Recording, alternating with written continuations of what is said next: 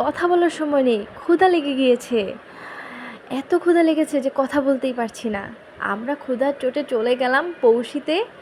পৌঁছিতে গিয়ে নিচে দেখি কোনো সিট খালি নেই। দেন উপরে চলে গেলাম। উপরে চলে গিয়ে খাবো কি, শুধু সিনটাই দেখছি। সি বিচের এত সুন্দর ভিউ উপর থেকে, দোতলা থেকে দেখা যাচ্ছিল। জাস্ট ওয়াও, আমি তো জাস্ট এনজয় করছিলাম।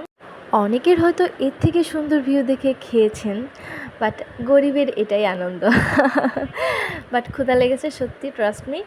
আমার হাজব্যান্ড অর্ডার করলো খাবারটা। দেন আমি সেই সুযোগে আরেকটু ভিউ নিয়ে নিলাম। 4টা বেজে গেছে বলে কথা। নিচে তো সিট নেই, উপরেও সিট খালি ছিল না, পরে সামনে ওটা খালি হয়েছে। এই যে আমাদের খাবার চলে এসেছে।